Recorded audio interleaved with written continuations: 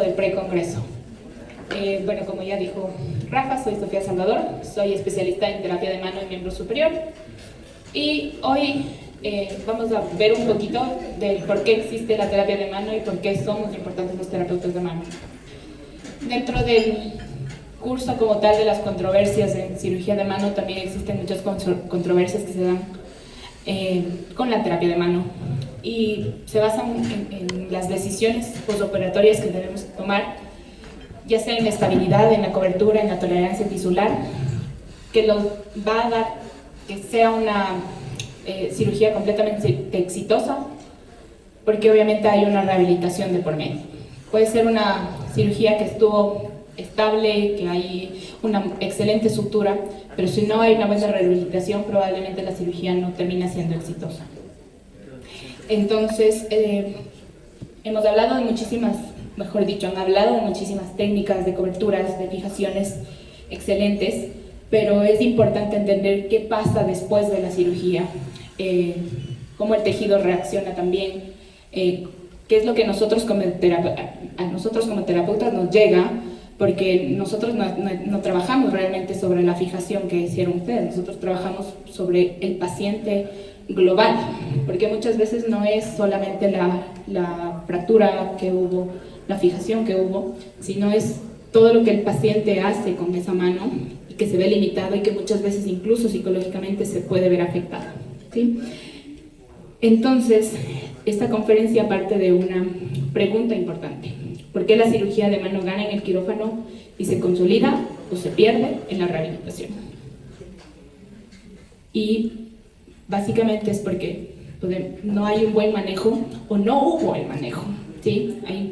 Todavía existen médicos que no creen en la rehabilitación y muchas veces el paciente llega con muchas adherencias, con mucha limitación, porque no hubo, pero es una excelente cirugía, pero no hubo el manejo adecuado del postoperatorio, en manejar el edema, en manejar la movilización, en el deslizamiento tendinoso, que hizo que fracase. Entonces, en la terapia necesitamos tener un objetivo que va a estar básicamente enfocado en el manejo de cargas, en el control sensoriomotor y en la mano postquirúrgica. La realidad es que a veces falla hay una mano que está radiográficamente perfecta, pero el tejido tisular o la irritabilidad que tenemos en el tejido blando es lo que hace que una mano no sea realmente funcional, ¿sí? La mano quirúrgica no es solo una estructura, sino que es biología y también es del sistema nervioso, porque ustedes más que yo saben perfectamente cómo está estructurada la mano a nivel de nervios, tendones, de receptores de todo tipo. Entonces, si es una mano que probablemente está funcionalmente está activa, pero también es una mano que a nivel sensorial no es óptima, el paciente nunca va a usar esa mano. Entonces puede tener toda la movilidad, pero no necesariamente el paciente le va a usar porque tiene mucha irritabilidad a nivel nervioso, tiene muchísimo dolor, una hipersensibilidad, o hay cicatrices que nunca se tocaron y esas cicatrices generan adherencias que después terminan en una hipersensibilidad. Entonces la controversia real en la terapia realmente no es si muevo o no muevo, es cuánta carga le voy a dar y cuándo voy a darle y qué protección le voy a dar. Entonces desde el enfoque de la terapia como especialidad en mano, yo tengo que estar consciente de que hay un tiempo en el que yo puedo trabajar para que no existan adherencias, para que no exista rigidez, para que haya una movilidad óptima, para que la hipersensibilidad se empiece a trabajar desde el día 1, pero si el paciente también llegó demasiado tarde, probablemente va a fallar. Dentro del alcance que yo tengo como terapeuta, va a definir muchísimo el tiempo en el que el paciente llega a la terapia. Si es muy tarde, falla. Y también, si yo acelero mucho el proceso, o el paciente es un paciente que hay que contenerlo, probablemente también falla porque hay una ruptura de tendones, un deslizamiento no adecuado de los tendones que terminan rompiendo a la sutura. Entonces, desde el enfoque de la terapia de mano, lo que tenemos es estar muy conscientes de cuánto mover para no dañar, pero mover lo suficiente para que no se peguen los tejidos.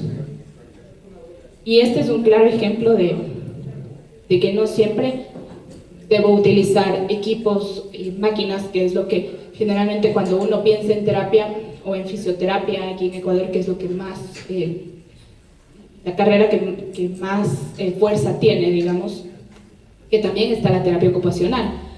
Pero si uno piensa en fisioterapia, siempre piensa en equipos, piensa en el ultrasonido, piensa en la electroterapia, en una compresa caliente. Y la realidad es que la terapia de mano casi no utiliza equipos, no utiliza aparatología.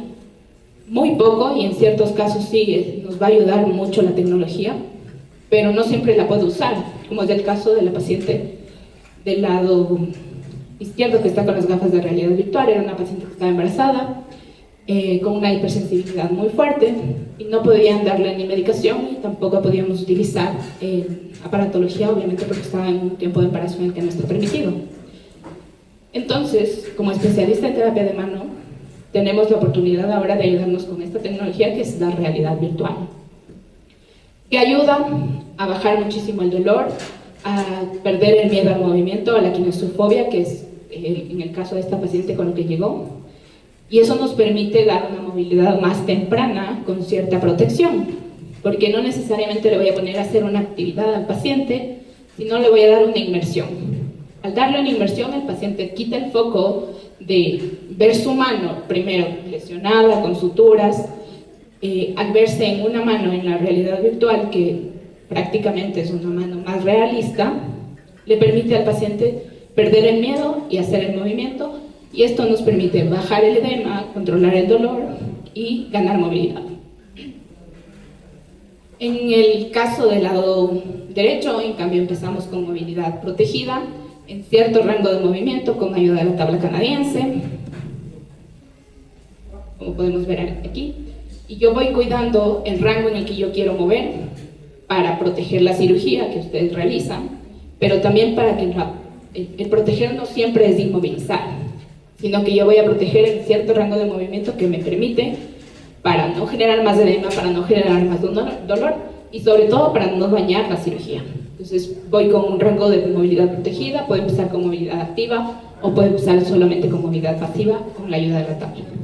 Entonces, la controversia real, como les decía, no siempre es mover o no mover, sino es cuánto voy a mover y en qué momento voy a mover y si necesita una protección.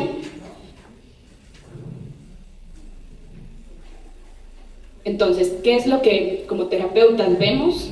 Pues cuando llega el paciente, como les decía, nosotros no vemos realmente la placa, a menos de que el paciente traiga una radiografía, pero nosotros no vamos a tratar a la placa. Nosotros tratamos del edema rico en proteínas, trabajamos el dolor, el riesgo de las adherencias, la pérdida del deslizamiento, y tenemos una línea roja que es qué estímulo mecánico mejora el tejido sin irritar esta reparación. Entonces, esta línea roja me va a permitir tres factores o tres pilares en los que yo voy a trabajar, que me van a dar como un semáforo en el que yo puedo o no puedo utilizar y con qué paciente utilizar, porque detrás de todo el tratamiento siempre debe haber un razonamiento clínico de por qué estoy utilizando esta técnica y por qué estoy realizando cierta movilidad. Entonces, dentro de esta línea roja, nuestro semáforo nos va a dar que, primero, si yo tengo una estabilidad ósea, me va a permitir mayor movimiento, ¿sí? Si no hay una fijación, voy a tener que esperar un poco para poder realizar el movimiento. Pero es súper importante que dentro de las fracturas, en este caso, exista el deslizamiento, siempre y cuando obviamente tengamos estabilidad. Porque el mayor problema después de una fractura de radio, por ejemplo, es la limitación que tienen los flexores, o que los flexores se hayan adherido. Después de eso, el edema, la herida, la cicatriz, vamos a definir qué carga yo puedo poner. Si es un paciente, obviamente, que viene con puntos quirúrgicos, yo debo definir que no voy a darle una carga alta a esa sutura porque la puedo dañar. Pero si es un tejido que ya llega tarde, que nunca tocaron a la cicatriz, porque pasa mucho eso en terapia, que llegan a veces de varios lugares que han venido con fallas en la rehabilitación y solamente se preocuparon en ganar la movilidad, pero nunca tocaron la cicatriz, cuando en la cicatriz es en donde menos movilidad vamos a tener. Entonces, igual controlar muchísimo el edema para que tengamos menos adherencias y que el movimiento también sea mucho mejor. Y nunca olvidarnos también del sistema nervioso, porque al haber miedo o al haber mucho dolor o hay una hipersensibilidad o una irritabilidad, el paciente no va a querer mover. Entonces, esta desconexión cortical que vamos a tener también va a hacer que la terapia sea mucho más larga. Pero si yo empiezo desde el día 1 a trabajar la parte del sistema nervioso central, ya sea con realidad virtual inmersiva, no inmersiva, con desensibilización de la zona, eso me va a definir muchísimo la calidad del movimiento y que sea una mano realmente funcional y que el paciente utilice esa mano. Entonces, en la terapia, yo tengo 3 A's bajo la manga siempre, que es el deslizamiento tendinoso, la disociación de muñeca-dedos, el control del edema, el control del dolor y el feedback, la educación que yo le doy al paciente, porque el paciente debe irse con todas las respuestas de la terapia. Al final nosotros los vemos muchísimo tiempo. El paciente viene todos los días, pasando un día, por varios meses en muchos casos, porque son lesiones complejas de la mano, son lesiones traumáticas de la mano, que llevan muchísimo tiempo. Entonces, si yo no educo adecuadamente a este paciente para que él repita sus ejercicios en su casa, para que el paciente sepa la condición en la que llegó y el alcance que podríamos tener en la terapia también, dependiendo del tiempo en el que llegó, dependiendo del tipo de lesión que tiene, debemos educar tanto para que este feedback que existe también del paciente con sus ejercicios sea el óptimo para que en la terapia también podamos tener el resultado que deseamos. Entonces, ¿qué se diferencia la fisioterapia general de la terapia de mano? Pues la terapia de mano básicamente va a priorizar el rango, la fisioterapia general prioriza el rango de fuerza, el dolor, con protocolos estándar.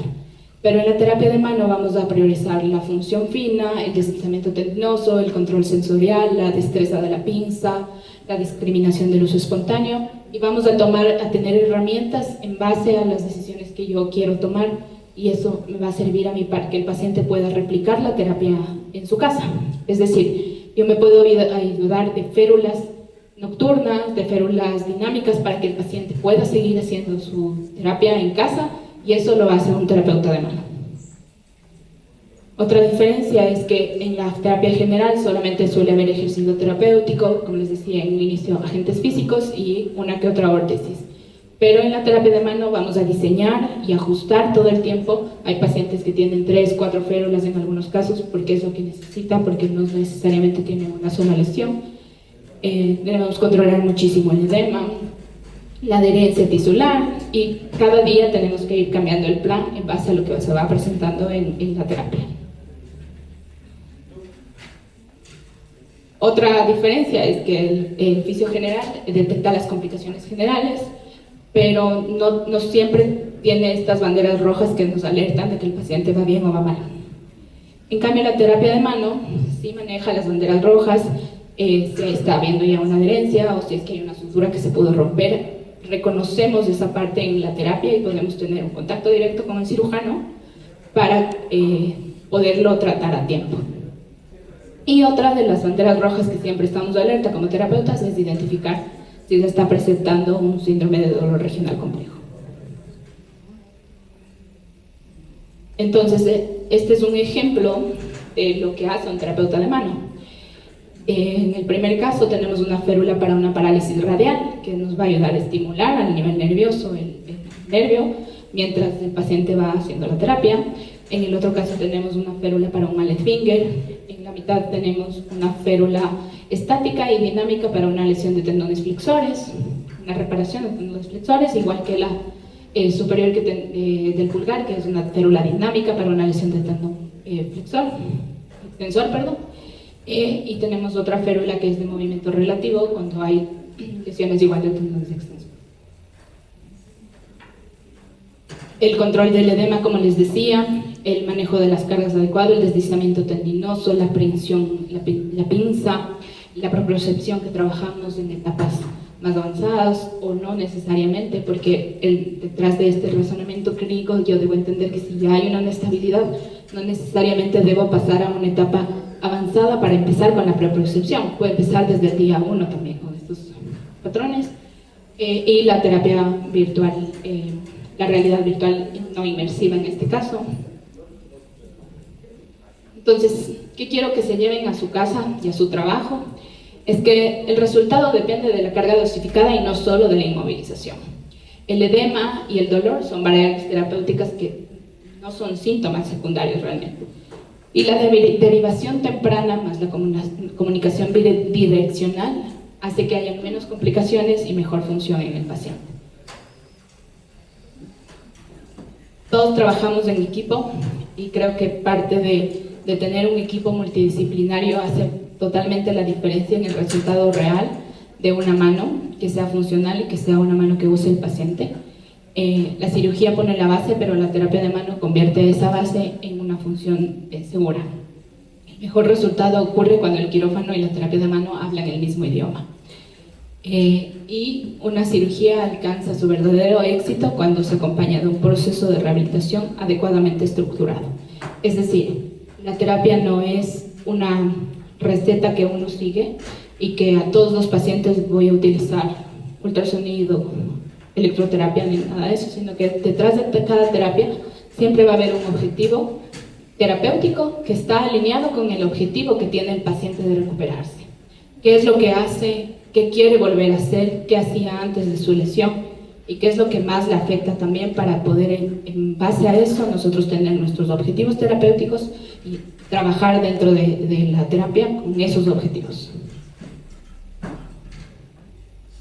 ¿Y cuál sería el mundo ideal para la terapia? Pues obviamente el manejo quirúrgico y de rehabilitación, que exista una remisión temprana.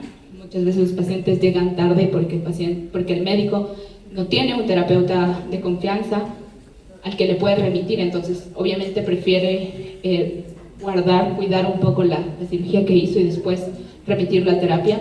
Pero si tienen un terapeuta de confianza al que le pueden remitir, no esperen mucho a enviarlo. Que tenga una órtesis correcta desde el inicio, si es necesario hacer ajustes. Ahora ya existe mucha tecnología también a nivel 3D, que se pueden cambiar los yesos inmediatamente después de la cirugía, o en los días de la cirugía. La educación del paciente, hablar siempre el mismo idioma para que el paciente comprenda, porque muchas veces pasa que uno le explica al paciente, le educa al paciente y va con el médico y le dijo, no, mañana ya va a estar perfecto. Y realmente no pasa eso, no es que al siguiente día de la cirugía ya está perfecto. No siempre pasa eso, entonces el paciente muchas veces quiere esos resultados y siempre le creen más al médico que al terapeuta, obviamente. Entonces es difícil a veces contradecir eso cuando los tiempos postoperatorio sí van a ser como un depende de qué carga puedo poner, depende de qué hacía el paciente, depende de qué tan buen paciente era para poder tener el resultado en un tiempo determinado. Y bueno, como para complementar la idea anterior, ahora ya tenemos férulas que se pueden personalizar, incluso en el caso de este niño, para que emocionalmente él se sienta también mucho más reconfortado. Cambio el yeso por una férula en la que le puedo dibujar algo, le puedo poner un sticker, lo que sea. Y hay casos en los que a veces uno piensa que, o bueno, no le da mucho crédito al uno como terapeuta a lo que está haciendo, pero hay resultados que a veces también sorprenden dentro de la terapia, como es el caso de este niño que se atrapó la mano en una escalera eléctrica y básicamente el colágeno ya estaba casi perdido, pero con ayuda de la tecnología, con ayuda de láser de alta intensidad y un protocolo bien estructurado, logramos que se salve. Y hay complicaciones que obviamente después de todo el tratamiento que hemos hecho va a tener, pero si es una mano funcional, muchas veces esas complicaciones que tuvo van a ser mínimas. Y bueno, lo que siempre digo es que nuestro servicio siempre debe estar basado en el paciente para darle una experiencia al paciente.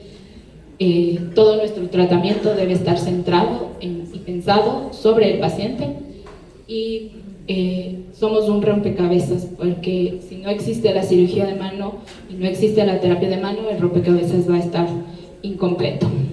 Muchísimas gracias. Ha sido un gusto.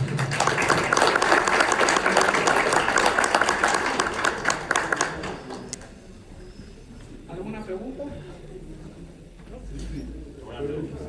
Sí, sí.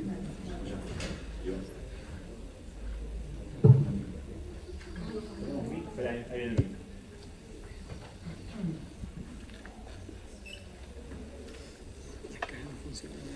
Sí, gracias, pero vas a sacar.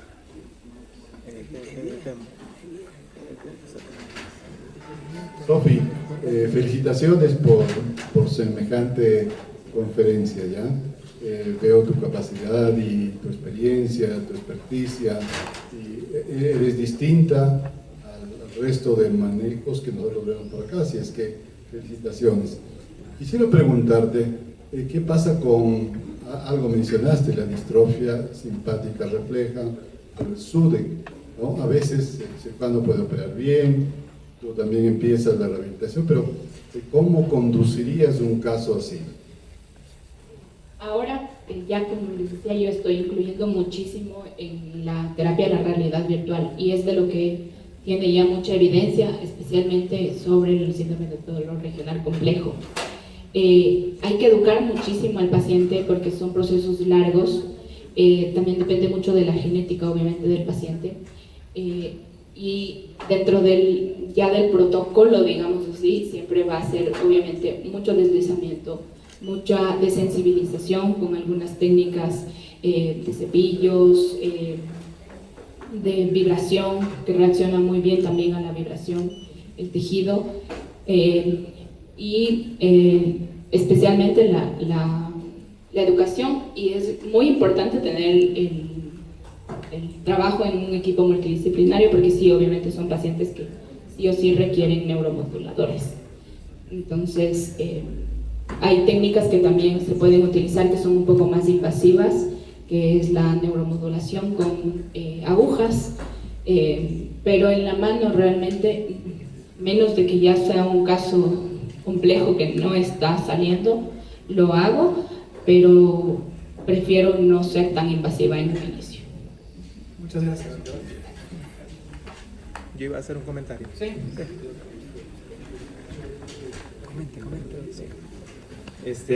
Bueno, desde que yo conocí a Sofi, ¿no? Me di cuenta que ella era una terapeuta poco convencional y eso me agradó bastante, ¿no? Y el ver cómo ella se maneja con sus pacientes, me hizo darme cuenta que nosotros también podíamos hacer algo más en nuestro hospital, me refiero, ¿no? Entonces, a partir de ese momento, nosotros empezamos a ampliar un poco más la relación con el departamento de terapia física de nuestro hospital, en el sentido de que como nosotros somos un hospital docente, todas las cirugías se documentan, el transquirúrgico, el postquirúrgico, todo, pero no hablábamos mucho con los terapeutas. La orden de terapia física, vaya y haga la terapia, se acabó, ni siquiera los hablábamos. Entonces ahora compartíamos más con los terapistas, este paciente se le hizo esto, aquí están las fotos, el transquirúrgico, ser más abiertos, mostrarles qué se hizo, alguna complicación, para que ellos puedan saber qué tanto le pueden hacer y cómo le pueden hacer para la terapia, y saber hasta dónde pueden llegar a la hora de la manipulación durante la terapia. Y al mismo tiempo esa bidireccionalidad pues les permite a ellos hacer de mejor manera su trabajo, ¿no?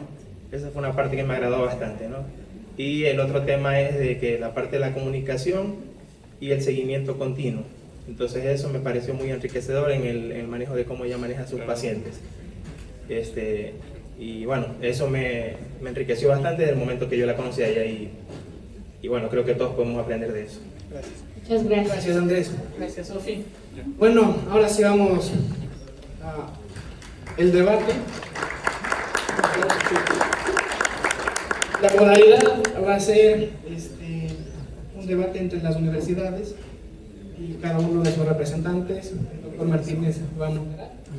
Y por favor, si puede pasar el doctor Collago junto con su residente, el doctor Álvarez junto con su residente, el doctor Cayón junto con su residente, el doctor Ramírez